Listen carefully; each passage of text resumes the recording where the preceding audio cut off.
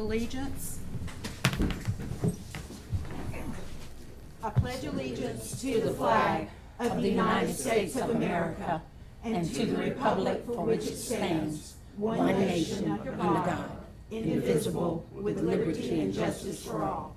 Ms. Gilliard, would you? Let us pray. Father, in the name of Jesus, God, we pause right now, God, to say thank you. Thank you, oh God, again for how you blessed us through the storm, God, how you protected lives, and God, you have kept us. And now, God, as we have convened for this meeting, God, we pray your divine guidance. God, that our hearts and minds, God, will stay focused on our purpose for being here, God, and that is to serve our community to the best of our ability. Now, God, grant us wisdom as we address the agenda, oh God. Just provide us with what we need that we may do your will. In Jesus' name we pray. Amen. Amen. Okay, I have public comment. Does anyone else have a card they would like to turn in for public comment? If you could go ahead and get those in if you do. We're going to start. The first one is Tony Paprosky. Can I go before they do that? That's right, yes. Can I I'm make a sorry. comment? Yeah, wait a minute, Rick. I wasn't looking at my agenda. I was Okay. looking at the comment. First of all, for those of you not aware, this is a special called board meeting that was called by the majority of the board members. So, and one was called today at 1, one was also called tomorrow at 1 o'clock. So that is the reason for the meeting while we're meeting today. I want to read a statement in response to that, and then we'll have public discussion after that. Okay. At the October 3rd board meeting, I read a statement that clarified for the board members what the actual percentage and dollar increase would be for the employees based on a rate renewal through United Healthcare. These translated into a 40% increase for employees for Plan C at the 15.5% renewal, or $112.68 increase per month. For a 9.9% renewal, just to give you a contrast, the employees would pay 26% more for Plan C, or an increase of $71.97 per month in premiums. We have learned since last Tuesday that United Healthcare is willing to lower their renewal rate if the board decides to not go through the bidding process. As superintendent, I respect the decision of the board to choose the option that best supports our employees, not for the next year or 2 years from now, but for the current year. You have heard from our employees who are struggling to make ends meet now while trying to cover their families. These employees are not in a position to sacrifice the interests of their families in 2018 in hopes of better rates for 2019 or 2020. They are, in many cases, only working to pay their current insurance premiums. It is necessary for some employees to actually work a second job to supplement their incomes. Questions I have considered before today's board meeting. First of all, why has our current insurance provider shown a willingness to lower their rates since last Tuesday's board meeting? Why were these lower rates not presented earlier? Why were our employees put in a position to pay a double-digit increase in premiums, and only now, after the board has voted to go to bid, has United Healthcare considered lowering the numbers? Employee health care is a competitive business that should be based on providing the lowest rates for our employees and their families for the best coverage. Your decision today, board, should not be based on any relationships with insurance representatives, on comments that insurance providers will not bid on our business in the future, or promises of lower rates in the future years only if our claims history improves. The question I would leave you with is, how would our current provider be willing to lower rates to keep our business? And if they are able to lower the rates to keep our business, would other providers be willing to do the same? Our employees are counting on you today to make a decision that is in the best interest for this year, 2018. Thank you. Thank you. Okay, public comment. Tony? State your name and your address, please, and address the board. Yes, ma'am. Tony Paprowski, 120 Roberts Court, Palaca, Florida. And I don't know if this is against protocol, but would it be better to do a public discussion after they have spoken about the insurance? Maybe some people can have a few answered or questions at that point in time. I think that would be much better. Can also do Is that. that I didn't fine? know if there was Oh, anything you wanted to say now. no, ma'am. I'd actually like to listen to the presentation before I make my final comments, if that's Is there available. going to be a presentation? I'm going to say I a didn't few call this words, meeting. I guess, Yeah. as we D- talk and have Does dialogue. each board that would member be- want to make a statement? I don't have a Sandy, written do you? statement. Because we're trying to figure things out, how we want this to go. David does, I'm kind Nikki, do of you? the wild card here, so I'm the one If that I needs can to jump do in. this. Yeah, Right absolutely. now, we're in the public comment section. Okay, so just stick Uh, to So that. we do have an opportunity for the board members to make a presentation or a comment in section Okay. C1. So if there are other members of the public who would like to deliver their public statement, now would be the best time for that. Okay, all right, well, go ahead. Okay, all right, sounds good. First of all, I want to thank Miss Nikki Cummings. Thank you very much for emailing my wife and, giving me an opportunity to have any questions, and I do appreciate that. And I guess I've saved all of my questions for now. Thanks, Coach Cernsey, for what you just delivered. We appreciate it. Everybody's kind of in a pinch right now. But I guess really more than anything, my questions are about the insurance. At this point in time, really any rate increase is not going to be an option for me to have my family under this health care. And I understand that insurance is a business. I believe in business. I believe in people making money. I believe that is what makes America great. However, I understand that there are circumstances with certain mandates that may make this difficult for certain insurance companies as they stand right now. That's nothing that I can do about that at this particular time. But I guess my question is, where does it end at this point in time? And what have we done as a district to try to do everything in our power to, whether it's streamlining policies? I'm not an insurance agent. I know that I shop around a lot for insurance. It doesn't matter whether it's home or whether it's auto.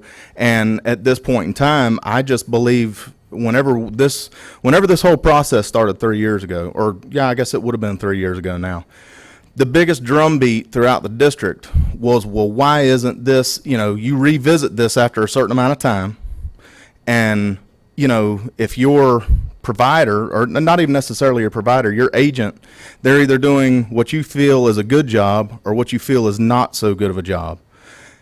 And I guess that's what I want to see in the next year is that, why don't we look at our agent and say, this individual is doing what we need to do. We really like them. We want to keep them. And then you keep them past that point. But at this point, I genuinely believe that this needs to be an every 3-year thing. It's no different than if I'm going to go shop for automobile insurance.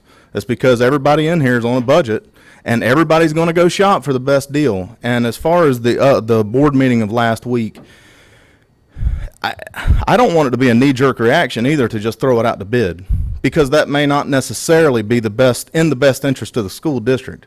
But I think that that's where maybe some people have questions.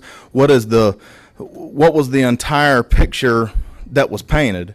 And just some people, they may want to know, they may want to know a bigger picture, more than what they read in the paper. I don't believe that the Palaca Daily News did hardly anything to cover that, but that's neither here nor there. But the employees want to know. I mean, once we've seen in a bunch of Facebook posts today, the employees want to know, because at this point in time, I mean, you can't. It's not a feasible option for a family plan. And my question is this, specifically for the board, as far as these financial times. I understand money is hard to come across, but do you consider it an investment for the future in any kind of rate, any kind of contribution increase from a standpoint of bus drivers? They're needing bus drivers right now. Is that correct? I see signs all over the place. Always. Bus drivers are very important. They're getting kids to and from school. Well, what happened? What is it other than, If there's a young lady that graduates from University of Florida or Florida State University that is not from Palatka, Florida, what is the incentive to come here to Putnam County to teach? If your insurance is just, if they're looking at an insurance sheet and they're looking at a benefits package, what's going to bring them here? What are you going to look at 5-10 years from now if there's a teacher shortage because you have a lot of teachers retire or whatnot? So to me, it's an investment in the future as far as insurance and coming up with the correct answer. I do not envy y'all's decision whatsoever, because this is not something that can just be, it's not something that you can just do haphazardly, or, you're trying to do what you can do that is in the best interest of the Putnam County School District and its employees. And I would not want to have that burden that y'all have, but it is what it is. That's what you've signed up for, and that's what we've all signed up for. We all want to make this a better place to work. We want to make it a better place to live. So all I'm asking is, no knee-jerk reactions. Let's come to a civilized, happy medium on this, and let's figure something out. I appreciate your time. Thank you very much once again for y'all's work. Thanks. Thank you, Tony. Mr. Holmes?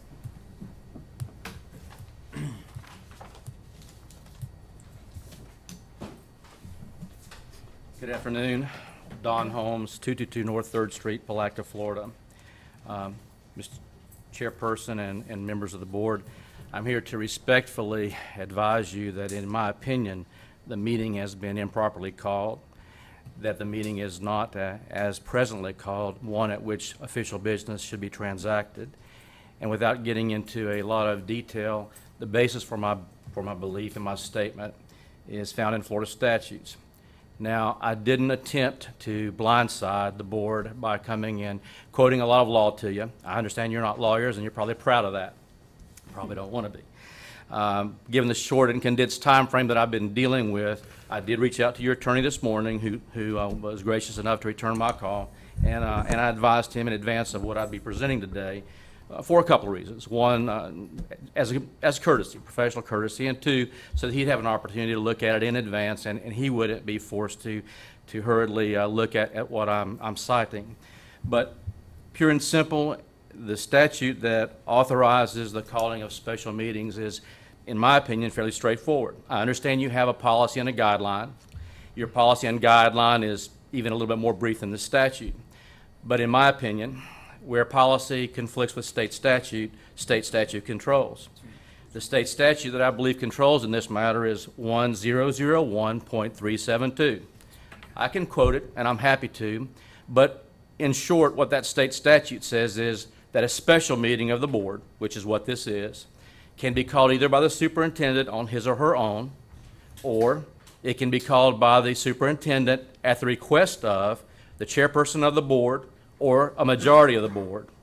Or if that request is made and the superintendent refuses, fails, declines to call, then it can be called directly by either the chairperson of the board or a majority of the board. In this particular instance, I'm advised from Mr. Surnsey's office that he did not call this meeting. I'm also advised that he was not requested to call the meeting and failed to call it. I'm advised that instead, 3 people from the board stepped out and called the meeting. In my opinion, the predicate for the 3 persons or majority of the board to call the meeting was not reached. I will just briefly read, because it's not my intent to stand up here and filibuster or to in any way disrupt your meeting. I will state that, in my opinion, if in fact I'm correct in what I'm stating, any official action you take today will be invalid. But having said that, I want to read you very briefly what the statute says.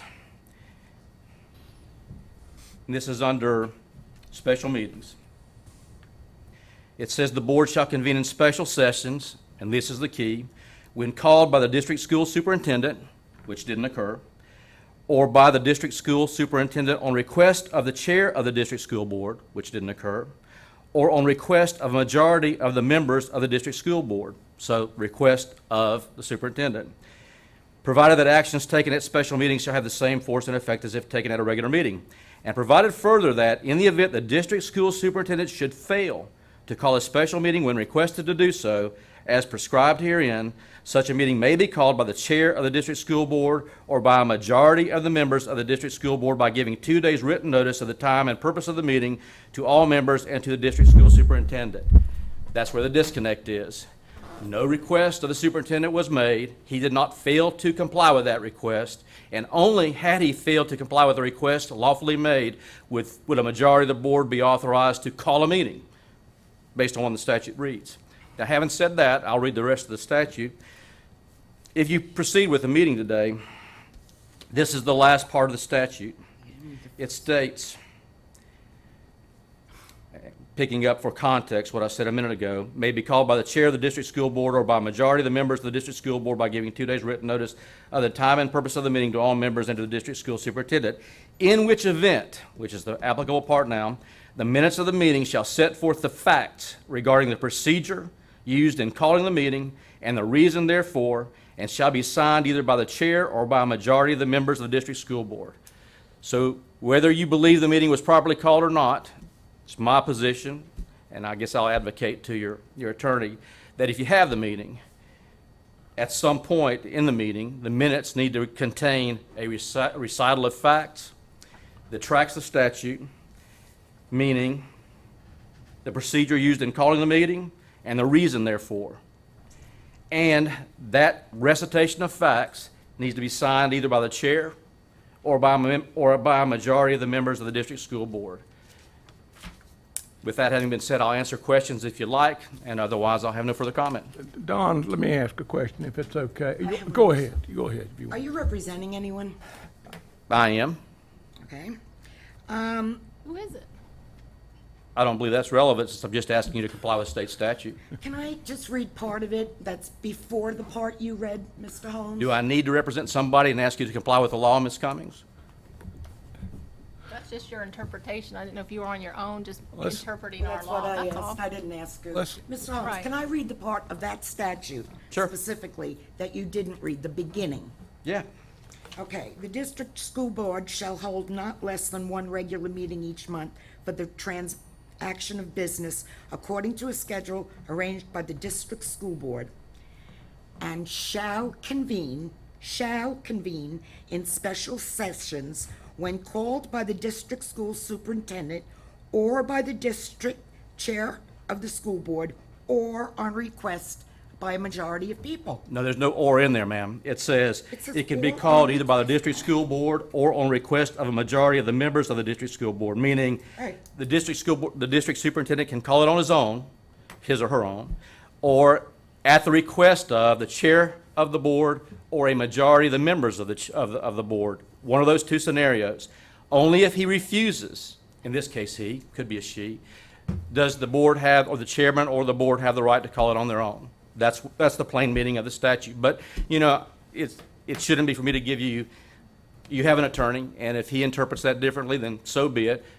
It's here, it's in black and white. To me, it doesn't, there's not a lot of interpretation required, but I'll leave it at that. One of my favorite comments came from Joe Pickens years ago, and it had to do with what's called form over substance. And when you get into arguing over the definition of what or is or means, then somebody's overreaching, and it's not, you're paid to do this, so I don't blame you a bit. You should advocate for your client. Charlie, can you give us a little advice on this? Sure.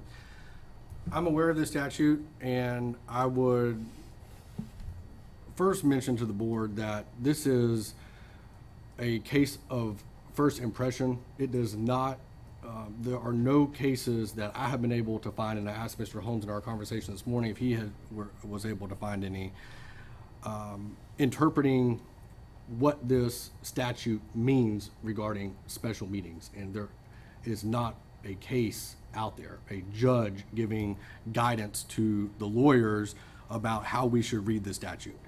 So in the absence of case law, if this meeting today and any vote that occurs at this meeting today were to be litigated later, a judge would, in most circumstances, strictly construe this statute, which means read the words exactly how it is written.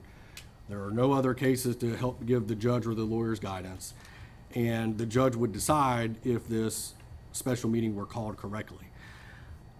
I understand what Mr. Holmes is saying and how the statute is worded, and I agree to the extent that if this matter is litigated, that the board could be susceptible to an argument that it was not properly called. So I caution the board that this may not be a properly called meeting. Let me ask you another question, Charlie, since we are a self-judiciating body and we can choose to override board policy, but this is statute, this isn't board policy, is that correct? This is a statute, and I am also of the opinion that when a statute and board policy conflicts, the statute controls. Well, now, all right, statute would override board policy. There's no doubt in that. Is it beyond the realm that the superintendent could say, I mean, that he has no problem with this, but if he does, he did not really make a recommendation. This is not his fault. He presented factual information that I felt like was good.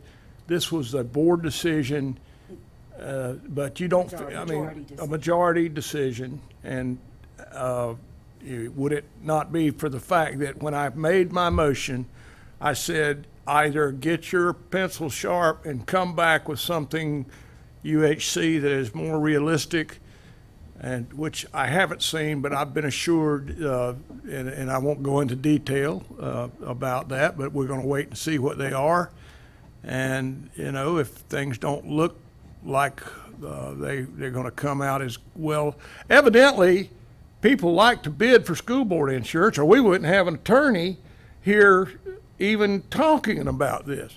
I hear, well, somebody so-and-so's never going to go out for bid again, and this group's never going to go bid again on your insurance.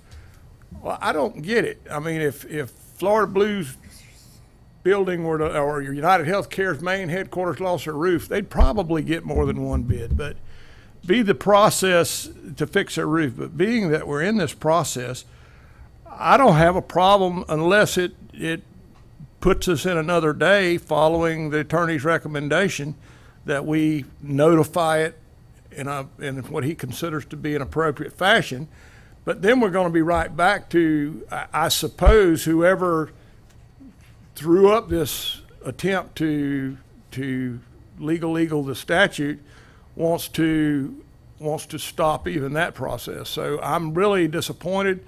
I got disappointed the other day when I listened to my fellow board members accuse other board members of certain things. I know everybody involved in these insurance companies, and I love them to death. I just don't get the cutthroat craziness that seems to be going on right now. And I'm disappointed. I really am. I have been assured by someone that if it doesn't work, I'm going to be up here saying the first one come spring, let's put it out for bid. But I'll take whatever advice our board attorney says to proceed. I just want to clarify. Mr. Holmes, you're saying that the superintendent can call it, or the chair can ask him to call it, or 3 board members can ask him to call it. I believe that's correct. If he doesn't call it, if he refuses, Right. then we could do what we did. So could I Well- ask you, would you have refused to call a meeting? Or When would you have gone ahead and called it if 3 board members asked you? I received the written request, I consulted with your attorney, and basically I did not object to it based on his advice that the majority of the board wanted to meet. So I did not object to meeting of the board, if that answers your question. I guess what I mean is, if we had asked you before we typed that thing up, would you call a meeting? There's 3 of us here, we want you to call a meeting to reconsider. Would you have done that?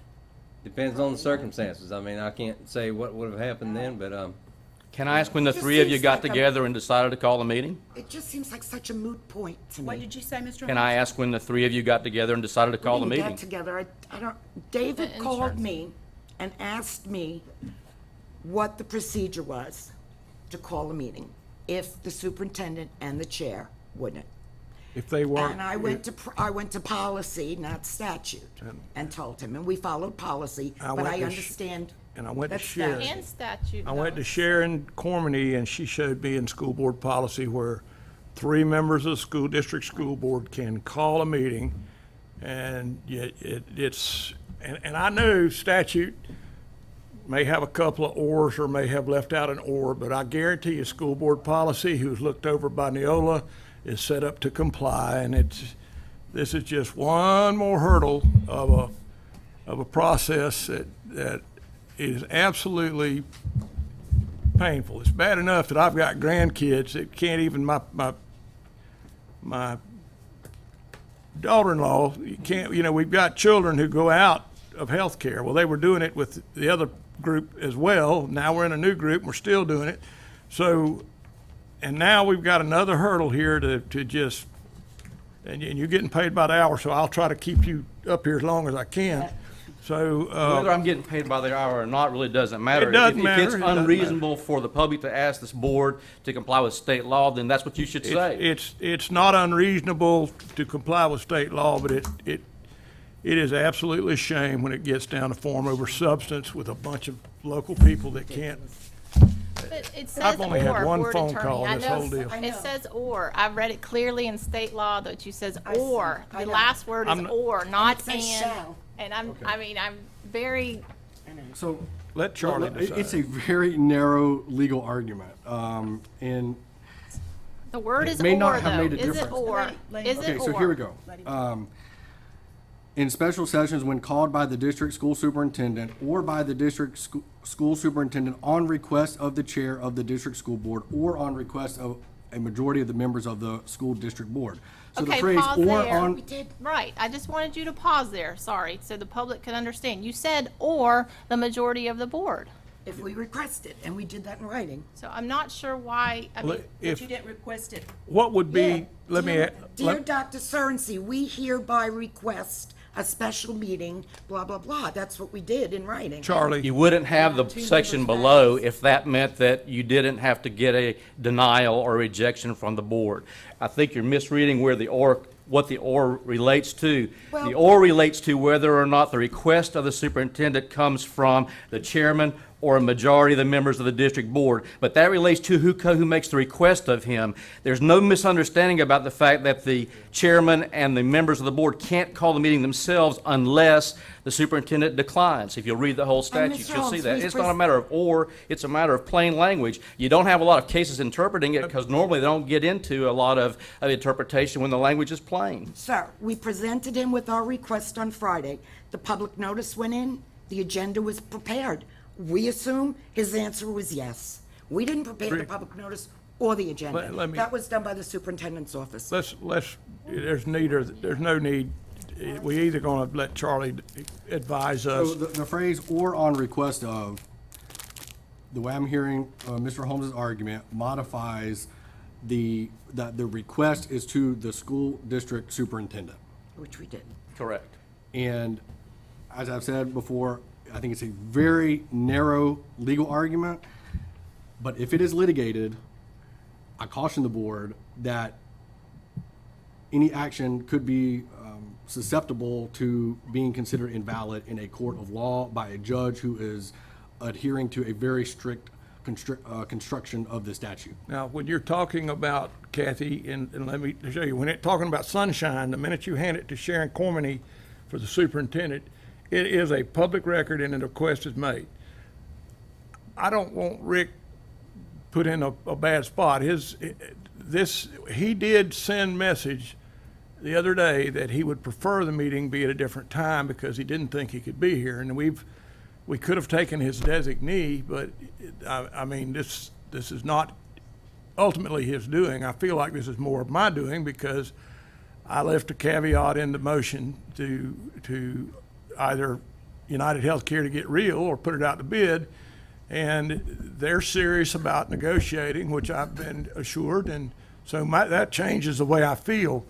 Mr. Buggles, can I clarify one Yes, comment? yes, sir. I objected to the 1 o'clock, And I did ask our attorney, could we change that to 3:30? That's So correct. we could have more input. I was available. Yes. But I wanted more public input. Okay. And he told me since it already went out in the newspaper, I saw that, yeah. But, That proves Be he the- didn't object to the meeting. well, I mean, if he discussed the time, we he could have said, I object to the I meeting. think Rick's in a bad spot too, because we've got an attorney here, obviously representing some client that's not happy, or some citizen, and I think out of an abundance of caution, we probably, and now we've asked that everything be stopped, but I mean, as far as, that's what the three were going to ask.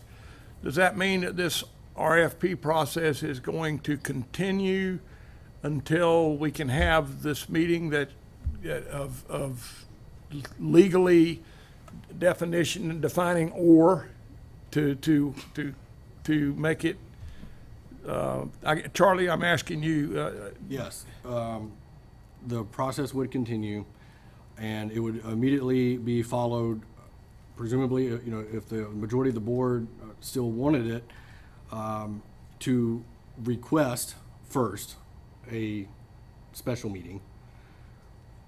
If the superintendent agrees with that request, to set the meeting. If the superintendent does not agree with the request, then the majority of the board would determine the date and time. May I ask a question?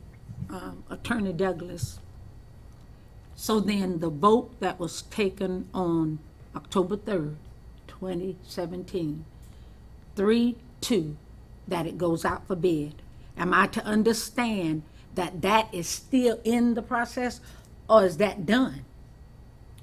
That is still in the process. Okay, all right. because my motion, and I went back and watched it with Ms. Cormany, I had her show it to me the other day.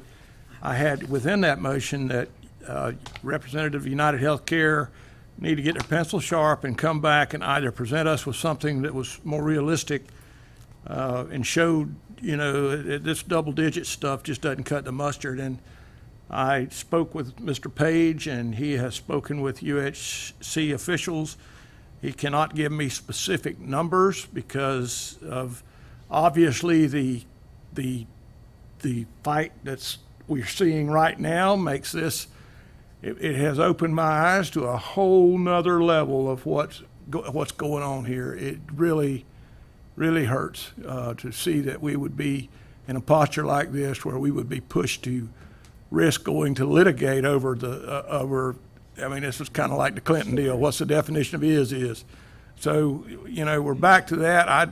I will have to say, I normally will say, I don't care what the advice of the attorney is in one of these situations, but if somebody feels strongly enough to hire an attorney of Mr. Holmes' caliber, which he is a top-notch attorney, to come in here and challenge this, they're going to probably send it on right on down the line. I don't think that's. I feel like I'm being held hostage to a letter.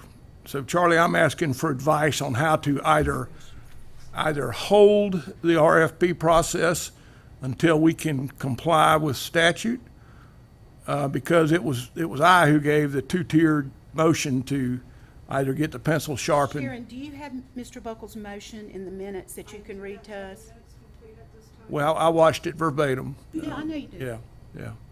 But even at that, they can come with the bid with the others. I mean, as the committee looks at who's going to give our employees the very best offer, they can make that adjustment with the sharpened pencils there. Well, I got to tell you, when somebody sends an attorney in here to put up a roadblock like this, and I don't know who it is, and I find out who it is, I'm not going to be real happy with that, and especially if it's somebody I've loved for a long time and thought a great deal of, and Madam Chair. it's just something. If it walks like a duck and it quacks like a duck, it's usually a duck. So, Mr. So, Attorney, I will follow your advice, or I don't mind risking litigation if that's, if. I do. I mind, if this person paid for an attorney Well, he's to gonna appear, force us to spend If this money. person doesn't get our business, they're gonna take us to court, whether we cancel this meeting or not, by the way. But since it's iffy and our attorney has told us it's iffy, I'm not willing, we're gonna go through all this work and then it's gonna get turned down in a court? No way, we do it right. And, Okay. Ms. Cummings wanted to say something. Right, I I'm was just just gonna laughing. ask you, Charlie, legally speaking, when it says, and you have a very cautious and narrow, you've not given some, you just said proceed cautiously, and it's a narrow line. So in your opinion, if this meeting is invalid, it's not like we're going to have any type of, I mean, if there's a lawsuit, there's a lawsuit. We have the state, we have FSBA, I mean, those are things that continue to look at the statutes. So my point is, if you haven't made an accurate legal standing besides it's a narrow and it's cautious, those are your two words you've used. I would feel much better if we had case law interpreting this matter. But we because won't it have really- case law tomorrow. It would make a correct? wonderful case law study. And We there's, be the for me- case law. Yeah. We end up being the I've case been there law. before. and Let it's, For me to be able to give you a definitive answer me ask another is question. We want difficult advice. at, I'm the chairman. and May I ask another When question? he's if, finished. you know, I guess my point is, there's a timeline. These things that have to go out to bid, this insurance committee that spends hours and hours, you can't just say, well, let's wait on case law. I mean, I've called FSBA, they haven't called back because I got your minutes 10 minutes ago. Why didn't you call us Friday and say, well, this is questionable? I just got a telephone call this morning from Mr. Holmes. So we're basically being threatened of litigation, so now it's kind of like, Wait, well, what? maybe this meeting isn't legal, Listen, correct? well, you're putting Charlie on. Before That's his somebody, job. I know. Before somebody raised their hand to say that it's not legal, Okay. you know, there may have been a, So I could have had my attorney come in today and say this is legal, and then it would be okay, because we have one person, I mean, I could have had somebody hire, our broker here he could have hired somebody, Wait a- and then we stopped the meeting, and then we're in, Wait a minute. so then we're in litigation because we didn't do Madam the right Chairman, thing. We so didn't follow the my law. advice is more practical related, in that we have someone here who has raised an objection, and if it proceeds to litigation, I am advising the board that there is a strong likelihood that a judge who reads the plain meaning of the statute could rule against the board. And And if you, It's if you 50-50. choose to take action today, that's okay. 50-50. But there could be a legal fallout, and I don't want there to be a legal fallout Yeah. without advising the board of the possibility of it. Madam Chairman, can I ask the attorney a question? Yes. Mr. Douglas, now that we've had a meeting, can the board meet? Can the board rule today on holding up the RFP until we have a chance to meet and discuss this? We can't do anything today, nothing. Right, if this meeting was not a properly called meeting, then nothing that would happen today would be proper. So if we are in statute, then somebody, say the attorney of the broker, whoever, could object and we would get sued anyway, correct? Because we're not following statute according to his legal opinion? That could be. Okay, Yeah, thank you. anybody can sue anybody. What about tomorrow? Well, Tomorrow, we need 48 hours notice. We notice the superintendent the same way for tomorrow's meeting is, so that's null and void, that's off the table. I'm not showing up and then having an attorney tell me forget it. Well, he So just- he now might- we need 48 hours. I am asking the the superintendent, if he'll call a meeting on Wednesday. And see if he does. And I'd like to know yes or no, because then we can comply with the statutes. Lord. well, wait, ask the board attorney if that's gonna be statutorily correct in this narrow, cautious way we move forward. Is that gonna be the right way to do it? I mean, could somebody still sue us? I guess 3 of us have to ask anybody the can do attorney. The superintendent, and if he says no, then we can call it. But we did request, the letter we gave him It was requested done correctly. a special, it was done corrected. We hereby request a special meeting be held, blah, blah, blah. When the public notice went out and the agenda came out, my presumption was that our request was accepted and the meeting was called. I didn't put it in the paper, I didn't put the public notice in. So that's how I interpret the law, but I'm not a lawyer, so I'm not allowed to. So a Wednesday meeting would still be time for this board as a majority to decide to hold up the RFP until we can jump through the proper hoops. It has to be 48 hours. All right, when does the RFP, is it scheduled to go out? That was part of the. Sandy? Sandy Scranton? The insurance committee, I was in the meeting Friday, there was nothing, they couldn't move forward till we got everything So you're, settled, so United Healthcare is still working on it, and your broker's still working on it. Could you come up to the microphone, please?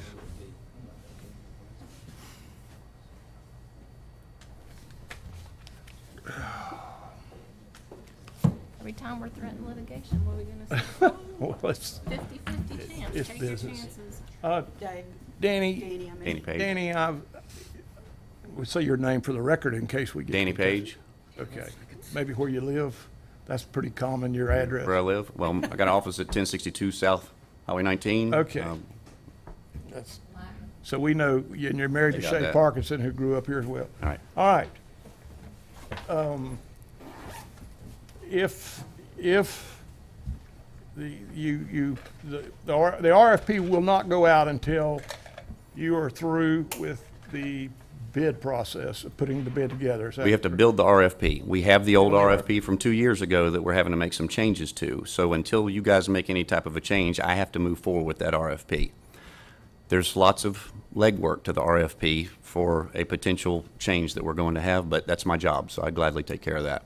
All right, now, you predict that Wednesday still won't make a 48-hour deadline before the RFP is scheduled to go out? Is that, I don't believe we have it scheduled. We don't even have the RFP written. so really to When we send the RFP out, we can say 5 days you have to respond. That's all that's in our, we send the bid out, is that correct? And they have 5 days or more, but we have to give them at least, the required bid return date is to be announced at the time of the bid offering and shall not be less than 5 working days. So by rights, we could say, we want the bid a week from today. Jane, That's may 5 I business ask, days. may I ask Charlie a question? Yes. Charlie, is there any reason that a majority of this board cannot vote today to give a timeline to them to come up with being able to put the RFP together to go out? That's what we're doing now, though. I mean, I'm sorry. Ask the Madam Chairperson if it would be okay for Mr. Holmes to come back up just briefly. I don't mean to put you on the spot. I just want to ask a quick question based on. It's okay. Danny, if you would, stay right there in case we need you.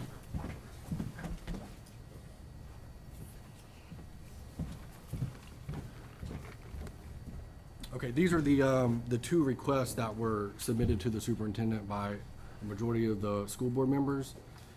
And it does state the word request in that letter, in both of those letters. I agree. Do you still see a procedural deficiency in Florida statute after reading those? Absolutely, he didn't call it. But by requesting under Florida Sunshine Law, the minute that touched the secretary's hand, it is public record and the request is made. But he didn't call it when he put it in the paper? He didn't call it, Mr. Cerncy's statement to me was he did not call the meeting, period. And there's no or, ands, or its in that. He told me he did not call the meeting. So if he didn't call the meeting, then the meeting can only be called, you're here because the three of you called it. But you can't do it unless he turns you down, and he said to me he did not. So without rehashing that, I don't see it as being overly technical at all. It's just How would plain he old call a reading the meeting? statute. How would he call a meeting? How would he call a meeting? Yes. He On the notices phone? it. I mean, he noticed it. Well, he noticed it. Technically, let me ask Charlie, and Don, please stay here, because I'm sure they'll have more questions. Charlie, once it came into the hands of Sharon Cormany, I mean, I can't ask you to be a judge, but wouldn't you be under the assumption that once that's done, that is a public record request of the superintendent to do that? Even if he's out of town, it has been delivered, and that's the superintendent, and when it hits that desk, it is public record. Yeah, correct. It is a public record. Okay, so, I don't like to split hairs either, but,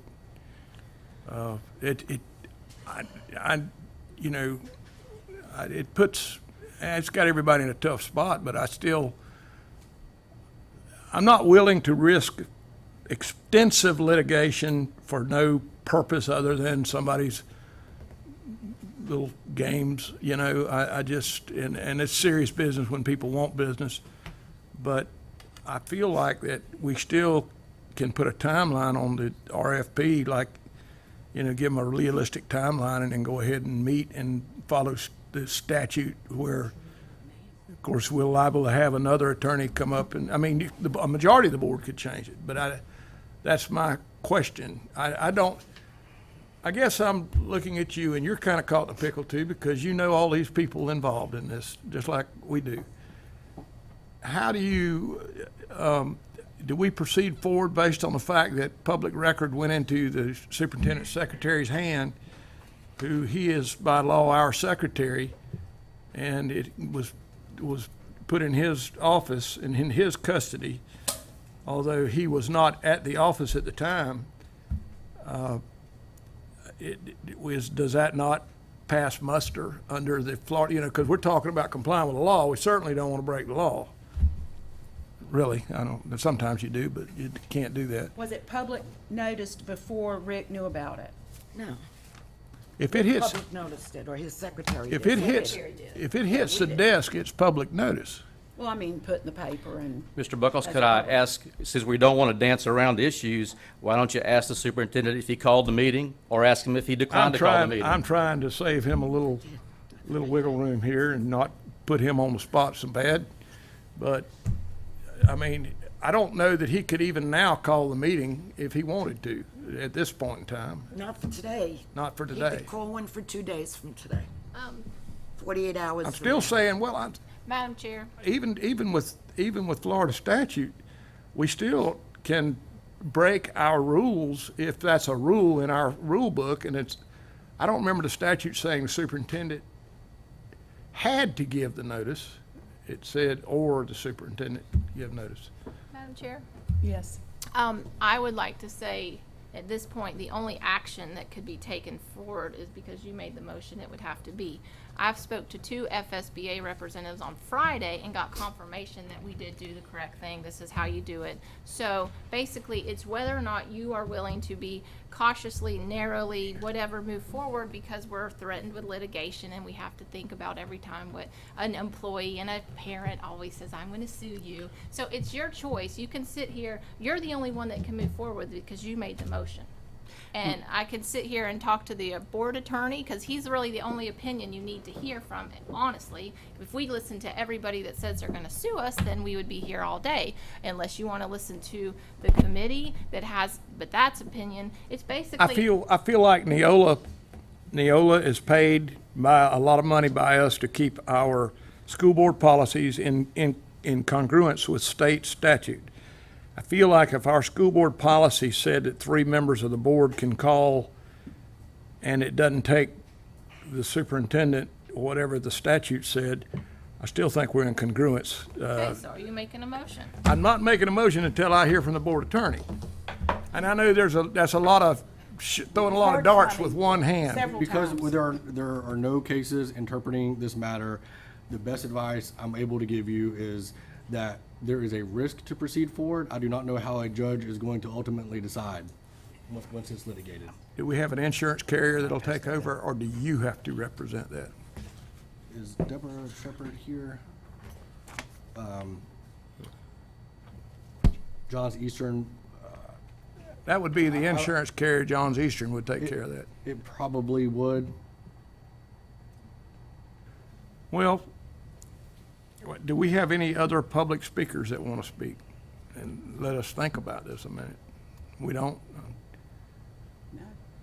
Well, I'm the one that made the motion that left the door open, so it's up to me to either say fish or cut bait, and the fact that I'm not liking the way the water looks, I'd have to say that I would go ahead and amend my motion to say that my concerns have been alleviated by Florida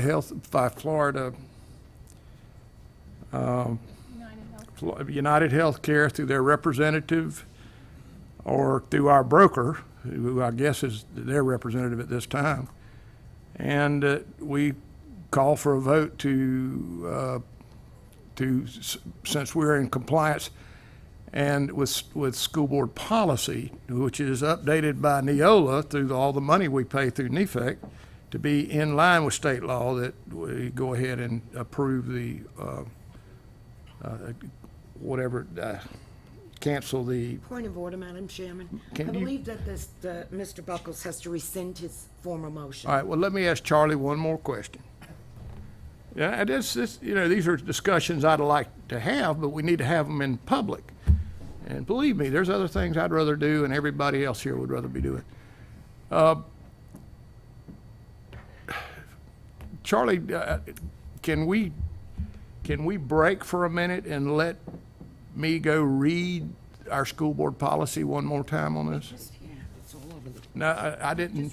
Nobody handed it to me. You read statute. Supersedes policy every time. Statute supersedes policy, but policy is updated by Neola with no court case here, and we've got an insurance representative. I'm really kind of aggravated that we're even in this posture where, I mean, this has gotten me to the point, I've got a really bad taste in my mouth here. Because it really, not only did we leave here the other day with some very foul accusations and comments being made, but now we're being thrown the flag with somebody that's trying to block this entire process for whatever reason. Oh, I've been publicly threatened by sunshine law, ethics, and everything else. So Well, if you want to go by every little threat that a person's got- going to come to you, I've then got hundreds of those on yeah. record. So you know what? That's your personal choice. Every time we're threatened to say we're violating sunshine law, then that's fine. But if you wanted, you're the only one that can move Are forward. we taking the time for David to read? We can take a recess if it's. Can we it's a take a pleasure. recess, because I would love to see our school board policy as well as read this. How long it. is I'm it just gonna take you finding to it. read everything? I can read a lot faster because you taught me in third grade, so I'm pretty good at this. How long do you need? 5 minutes. We'll take a 5-minute. And I'm gonna enter it, and I'm gonna pass it to the attorney just as quick as I read this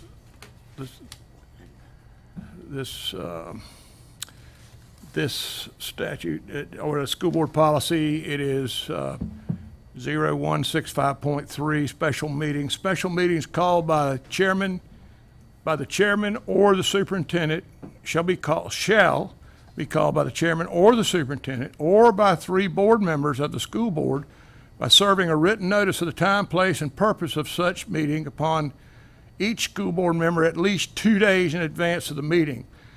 All right, this is in reference to Florida statute. We pay a lot of money to have it be congruent with Florida statute, and I'm totally confident that Johns Eastern could see this through and it become a nice case law study, which I would hope it wouldn't. Well, I would like to make a motion to adjourn. I'm very concerned that we will end up in litigation.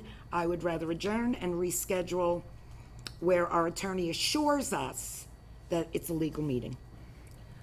The only thing Don't would I have like- to rescind my motion? Did I already rescind We it? can't do anything at this meeting according to Action taken But would not be legal. some attorneys. You're gonna have an attorney here either way. I mean, You're gonna have somebody contest the way the RFP was built or done, or it's gonna continue. Because I happen to think we did do it the right way, so right. if everybody Feel else is confident okay in with that. I'm fine. We did according to board policy, which is in line with Florida statutes, which misses one of the ors in Florida statute, which you gotta have usually 2 oars to have the boat in the water going the right way. But anyway, Rescind your motion if if you want. I'm going to rescind my motion that United Healthcare either sharpen their pencil and come to us with something that we feel like can be lived with, and rescind, and at the same time pull my request for the RFP. Second. Is there any discussion? Yes. So that means the action that was taken October 3rd, 3-2, is null and void. Not yet, because we haven't voted. You know it's null and void. You can count. I know. I have a statement I'd like to make. Do you want to say anything? Not right now.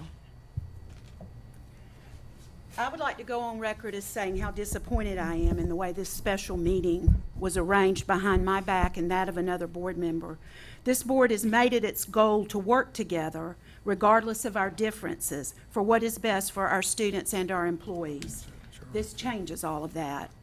I'm also disappointed that when our board attorney was instructed to see if the meeting time could be changed to 3:30 p.m. so more employees could be present if they desired, those who called the meeting did not want to do that. This meeting is very important to the employees who will possibly have to make the choice to make an insurance payment or a mortgage payment, or those employees who cannot afford to put their children on district insurance because it is cost prohibitive. I was accused by Mrs. Cummings at the last board meeting and in the newspaper that my vote to go out to bid was political. If she thinks I'm being political by wanting what is best for our employees, then I guess I am. There are political ties everywhere, such as the family tie between Danny, our agent, and David Browning, our lobbyist for our board. I have never once questioned that, nor would I. One of my biggest weaknesses, and it has been lifelong, is that I'm too trusting. I thought I could trust that each board member would vote to do what is in the best interest of our employees. I might be naive, but how will we truly know what best possible rates and plans are out there if we don't go out to bid like we did 3 years ago? This process needs to be fair and competitive. Kathy, during our discussion, you raised the question, where would we be in 2 years if we go out to bid? Well, in the past 2 years, we have looked at a 9.9% and a 15.5%. Those are the two largest back-to-back rate increases that we have seen in the past decade. We must do better for our employees. I don't care who represents us, Aetna, United Healthcare, or Florida Blue. But we should have the option to work with any of these carriers, and they should be willing to earn our business. We've already had a huge increase in life insurance that's hurt our retirees, and where do we stand with our dental insurance rates? I don't understand why United didn't come in with the lower rates until we voted to go out to bid. We should have had that information about lowest rates and best plans available when the insurance committee was meeting to decide their recommendation to the board. If voting to go out to bid has made United sharpen their pencil, as Mr. Buckles calls it, then I will recommend going out to bid every year, if that's what it takes. I think that United has heard our displeasure, and they now may have come up with better plans for our employees, and that to me is a win. But I just hope that the reason they can lower rates is not going to mean that the plans will have less coverage or there will be a higher deductible. When I was elected to this office, I vowed to do what I thought was best for our students and employees. I want to be able to look them in the eye, from our bus drivers and our custodians to our teachers and our directors, and tell them that I did my best to get the lowest possible rates for them. Madam Chair, I'd like to make a statement. Help yourself.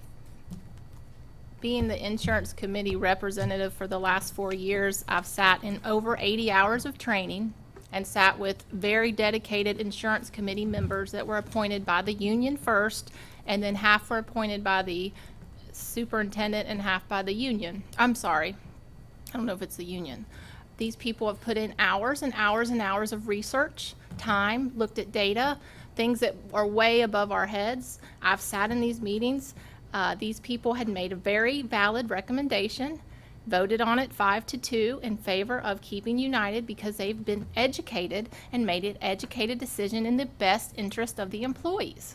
And I will say, even though it was spoken that we do not always take committees, that's incorrect. They did not, the insurance committee did not say retirees shouldn't get anything. They didn't vote against that. We have always, in the last 25 years, that there's been an insurance committee, a calendar committee, a expulsion committee. The board has always taken the recommendation of the committee. We do that in order to give these people an opportunity to represent our employees. They did their job. They sat in hours and hours and hours of training and research and data, and there's insurance committee meetings. Everybody is welcome to come. Public notice has been made. Anyone who wants to be interested in that process is invited. Nobody shows up except the committee members. They made a recommendation in the best interest of the employees. The recommendation was to stay with United.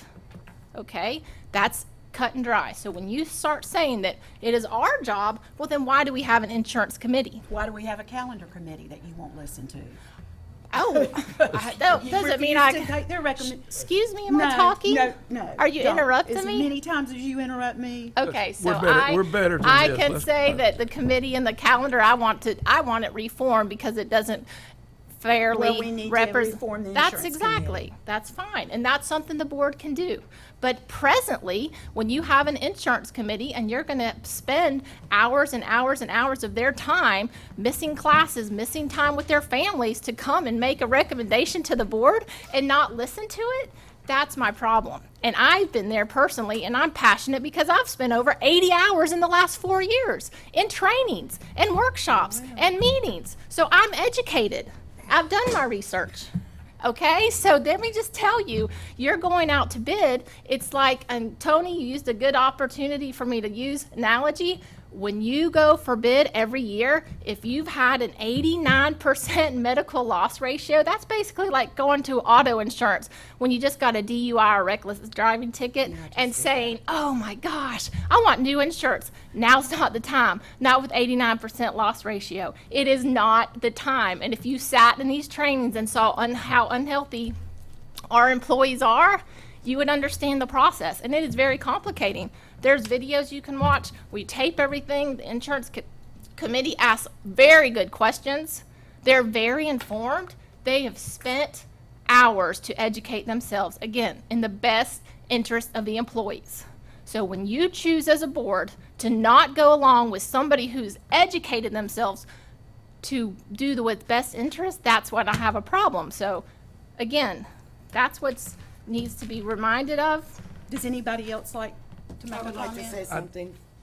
Go look at her. You said you're disappointed. I'm disappointed in this board for the shouting and the rudeness and the yelling that went on the last meeting. I personally am embarrassed, and if that starts again, I'm getting up and walking out of the Well, meeting. you were part of it. I'm sorry, I was not. 2 years ago, we took on Danny, not 3.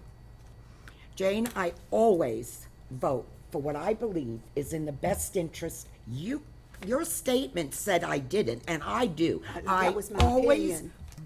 Well, my opinion is I always vote for what I believe is in the best interest. And you may know all about the politics all over this small town, but I don't. And I'm not ingrained in it, and I never I got don't know mucked up in anything it. about politics. Well, you're the one that said it's all over.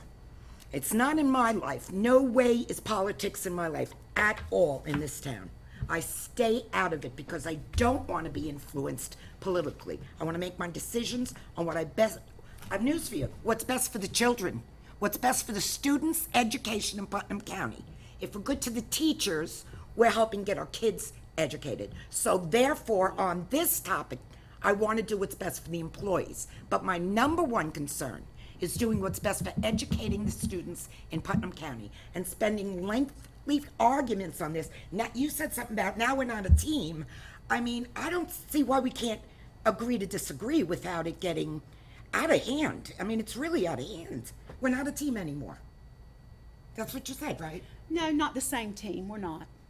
Jane, can I make, If you say so. Go ahead. can I say something before we do whatever it is we're gonna do? Yes.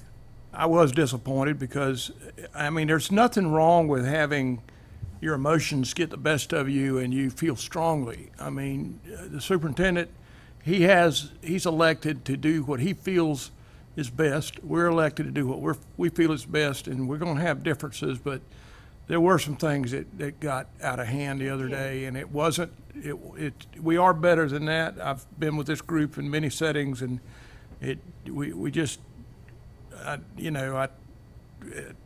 my mother would have slapped me right in the mouth. But anyway, I would like to go ahead and say, I have many nieces, nephews,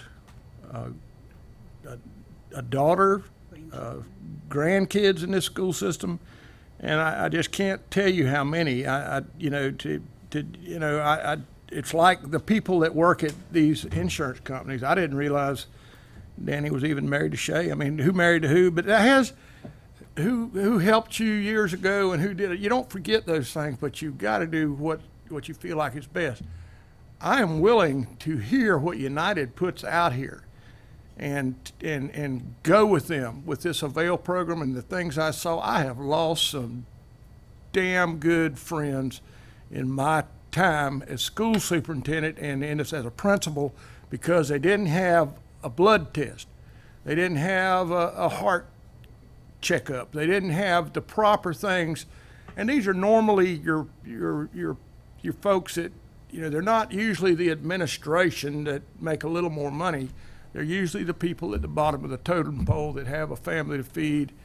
And I've been to too many funerals, and I'm just to the point that this is a systemic problem we're dealing with in Putnam County, and I just feel like it is time to United Healthcare, and putting this out to bid is business.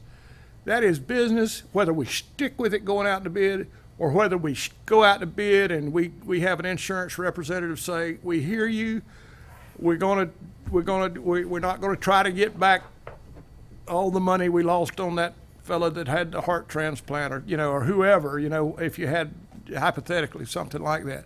Okay. All right, so I would like to make a motion, Madam Which one Chairman. like Three motions You've on got the the floor. motion All right, and the the motion- second. the So motion. I'm gonna call for a vote. Okay, All in favor? aye. Opposed? I'm recusing myself upon advice of our attorney that this could be litigated. I'm not participating in this Okay. meeting. Opposed? No. Wait a minute, I don't understand. Repeat the motion, David. Yes, The yes. motion was to All right, he I did make a motion. made a motion. Without- Rescind To your previous rescind your motion. vote. Rescind my and- previous motion And to stay with, and to stay with. was that his motion, That- Sharon? Can you read it back to him? The motion I have is, rescind the motion for United Healthcare to either sharpen their pencil and come to us with something better or to go to bed. It was seconded by Kathy Jordan. Okay, now, does he need to make a new motion? If it's been rescinded, yes, there would need to be a new motion. Okay, so we need to vote on that, What was correct? the vote to rescind? I didn't catch all of it. The vote to rescind was, it was, I don't The think motion that Sandy he made voted. last week. That's what he's rescinding. No, what was the final vote? If I can step in, It was two, Three to it two. was- I didn't even hear Okay. Sandy vote, but I think Sandy had a question before she was gonna give her vote. It's, it's crazy. isn't it? I feel the way you do, Sandy. It's just, and I was asked, by a trusted friend, why in the world do you want to become a part of that? Yeah. And my answer was to help to make a difference. And when I walked out on last Tuesday, October 3rd, 2017, I was under the impression it was done, that the process was moving forward. And then, now we're meeting, and I do apologize to the citizens of Putnam County and our children, because we're supposed to be an example to them, and yet I'm a part of.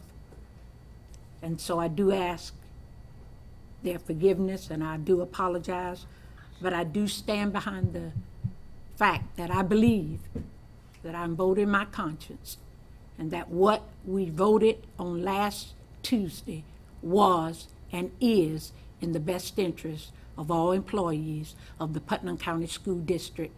And it's solidified when I heard the young man speak that said he had to weigh a mortgage, insurance, and eating. I have a problem with that, and I'm done. I have a question, please. David's motion sounds to me like either United come back with a better price, which I understand they're doing, or we go out on bid. Wasn't that the motion? That was the motion. Well, what's the problem? Well, that's not how I understood the Well, bid last week. If you're not, and And that's not how Sandy understood it if you either. want to go a few more days and meet again, we can go a few more days and meet again if you're not wanting We've to. still got it, I mean, we gotta do it sometime. I mean, if this meeting stands. Well, we've got, There was a motion to rescind, and there was a second.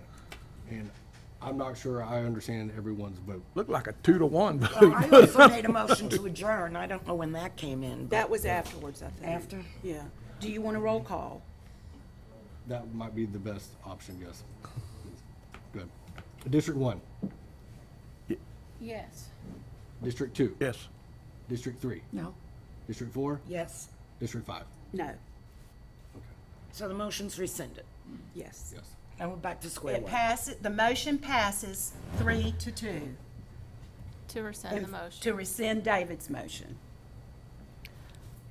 So now, does a motion need to be made to Okay. accept? I'm hearing Kathy speak, it's like she wants to have another meeting, so if you want to have a different meeting and you'd feel more comfortable, or if not, we'll put it out to motion now, but Well, but I'd rather not have to come back tomorrow. I make a motion that we continue to keep United and as our insurance carrier with the avail benefits. Second.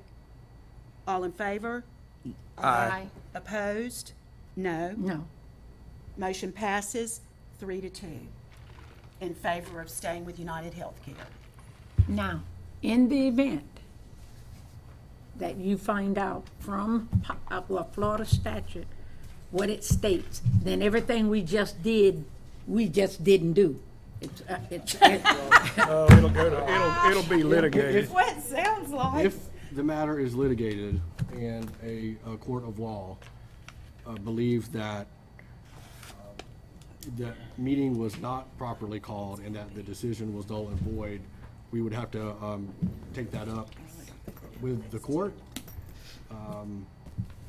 But it would need to be on an expedited manner Yeah. based on the exigent circumstances But I- regarding. And we meet again tomorrow at 1? Please, no. Do we have to meet again tomorrow? Well, if we voted to Yes. stay, we don't have to take an, Well, what are we gonna do? Have our- what it was the insurance committee was gonna meet at 3:30 after you rescinded your motion, then the insurance company was gonna meet and give us their recommendation, but we are voting for now what they recommended in the first place. So tomorrow's meeting can be canceled, the insurance committee meeting. I don't- No, we I have think to we have noticed the it. rates. The rates, So you'll Have come Danny back come up. tomorrow with the new rates, Danny? We're gonna go over them this afternoon, and Okay. the rates and the plans. Can I make something clear? Yeah, Certainly. Y'all have had a lot of turmoil going on. and Yes, nobody has I given me didn't- a firm number, but I just feel like let's- I can listen to you. There were some decisions made at the last board meeting after I left, and I just learned a lesson. I will never leave another one of y'all's board meetings that insurance is gonna be part of, because we had a 2-hour presentation by the Avail program prior, and I was under the assumption that the board knew they could ask questions. I had brought some people in from United Healthcare to help answer questions, but at the Danny, time. let me just interrupt. I thought that was just a presentation by Avail. That's okay, but, that's my fault. I probably should have made that more clear. But even prior to that, like Nikki said, we have had many meetings with the insurance committee, and not all of them pleasurable. I know we have some insurance committee members here, but all of them productive. We've answered many questions. We've given them, as Mark Modell would say, more information than he had seen in a long time to try to help make these decisions. In those meetings, when they voted the 5-2, and I must have probably didn't present this quite well, or maybe we missed each other in a meeting, Superintendent, but from the beginning, if we renewed with United Healthcare and they paid for the Avail program, and so the people in this room know what the Avail program is, a year ago we implemented an unbelievable wellness program for the school district employees. We have a problem here. We have unhealthy people. Similar to what Nikki said, you can't get a DUI and then get mad at Frank Bush and run down to his office and say, I'm going to get my insurance from somebody else because my car rates just either got dropped or went up triple. So I'm going to run to State Farm and get better car insurance. It doesn't work like that. So we have progressed into a problem at the school district. And the problem is that we're running at a 90% loss ratio. And so that people know what that means. For the easy sense is for every dollar that you pay in premiums, United's paying 90 cents of that out in claims. So there's 10 cents left over to cover that really cool wellness program we put in, to pay me, to keep the lights on in the building, to pay the sales reps from United, to do data transfers, to do technology, to pull off those cool reports that we keep asking for so we can educate our insurance committee. My job isn't to play politics. And this got sticky 2 years ago when we moved from Blue Cross. But a 42-person insurance panel elected to move from Blue Cross, 42 people to 0. My job is to put what I think is best in front of you and then you guys to make the decisions. It was kind of disheartening halfway home the other day when I was listening to your presentation when I heard the numbers that were stated, because those numbers were close to correct. We are looking at a 15.5% increase. If we hold hands with Avail, which I think is the way that we can start to curb the 90% loss ratio towards a 70, which is our goal, or 60 or something like that, much better than a 90. 90's no good. We hold hands with Avail, we make targeted, this is just what Joe spoke about for 2 hours the other day in his meeting, targeted specific plan design changes to help the employees understand that we have to get control of this. Then we can start to see light at the end of the tunnel. We can start to see maybe we'd like to go self-funded one day. Everybody at the county thinks going self-funded is the greatest thing right now. They've been having big fights down there at the county about going self-funded. Self-funded is not for everybody, but it's something we can have a discussion on. We can't have a discussion on it right now at a 90% loss ratio and no money in an insurance fund. Right. Can't do it. Going to bid with a 90% loss ratio only means I just had 9 car accidents and I'm going to go shop my insurance to see who can give me the best bet. That's great, but we have got to curb your driving habits. My job is to help with that. I have spent a lot of time in your schools doing open enrollment meetings and then going back and trying to help convince your folks that they have got to take control of their own health care. It's not the insurance carrier's fault if you're fat. I'm sorry. It's not. And so we have got to start to curb people's decisions that they make. And it's not just what you eat, it's where you go for your services. You can't run to the emergency room every time when there's 2 great urgent care clinics right here. We've got to start to better educate. So part of the Avail program is literacy. Obviously, we're all in literacy here. We're all amongst a bunch of school teachers. And I'm all in, just like I told y'all 2 years ago when I won this in the finals presentation. My name's on it. I'm all in. Don't care about the politics. I'm sorry that I upset Blue Cross 2 years ago, but if Blue Cross was the best thing to do right now, we'd do it. I'm here to do what's right for the employees, period. Obviously, I want to make y'all happy, but I'm not here to get anybody reelected. I'm not. I'm here to do what's right for the employees. We had wonderful strategy meetings over and over and over. The majority of the insurance committee is here. We had wonderful strategy meetings. We went head to head on a lot of subjects. We found lots of information to make them feel better about making that 5-2 recommendation.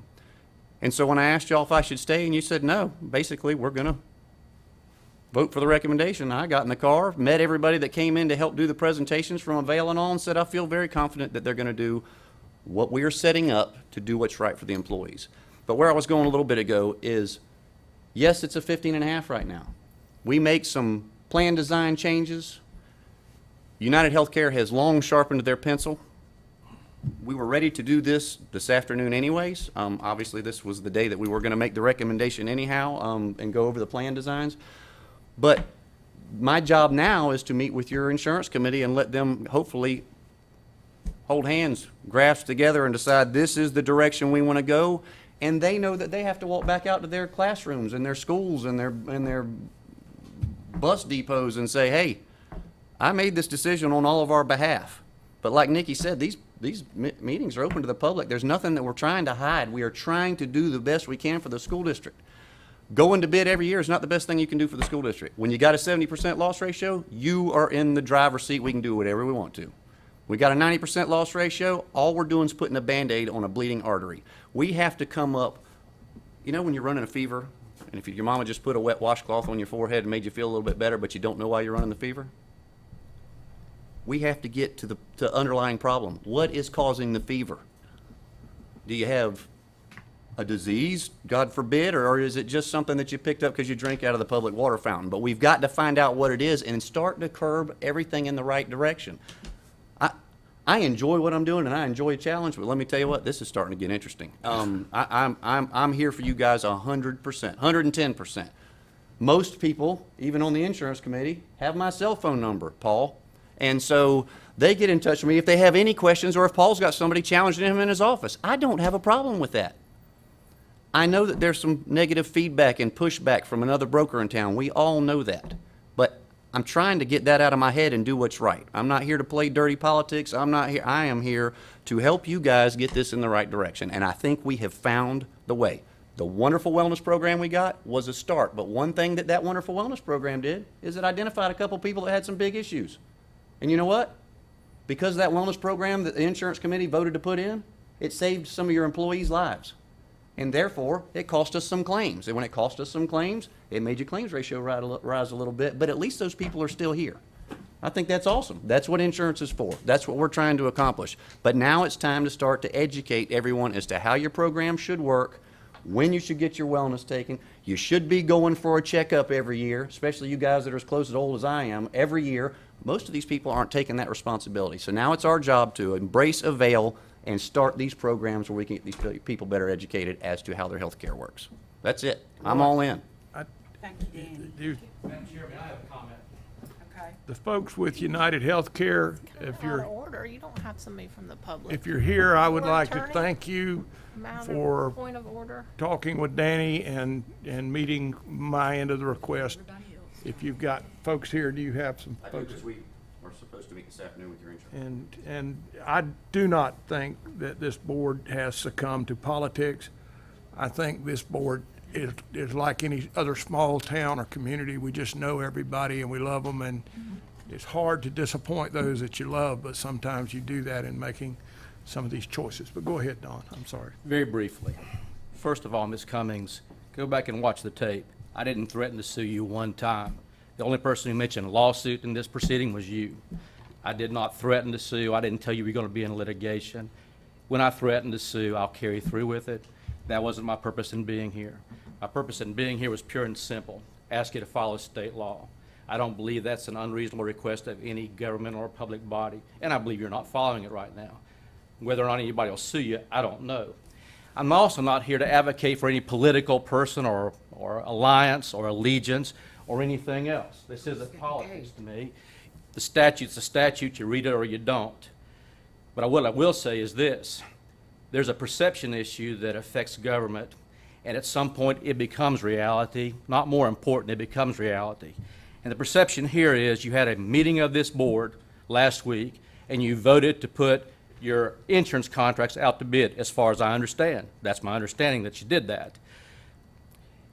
Now, you risk violating state law by calling a meeting under circumstances that your own attorney tells you you're highly likely to lose should somebody file litigation, to avoid going out for bid. Go back and watch the tape. To avoid going out for bid. What is the perception of that? You voted to go out for bid. You could have rejected every bid. You could have stayed with United Healthcare. And personally, I don't care whether United Healthcare gets it or Blue Cross or anybody else. I don't even know who the players are. I've not attended one of your committee meetings. But you voted to go out for bid with the understanding that you could have rejected all proposals and stay with who you had. But using a procedure that, in my opinion, violates state law, you rushed to keep from going out to bid. That's the question you can answer to the public. when you talk about what you're doing and why. It isn't a matter about your wellness program or whether you got Blue Cross or United Healthcare or whomever. It's a matter of your process. The process and whether or not the people have faith in your process. And that was my point in presenting. I didn't threaten you with litigation. I didn't tell you I was going to sue you. I didn't wait for another attorney to give you a different opinion. I said, here's the statute. I called your attorney this morning to advise him of the statute, have him tell me I was wrong. But that didn't happen. So you deal with perception. Thank you. Thank you, Don. This meeting is adjourned.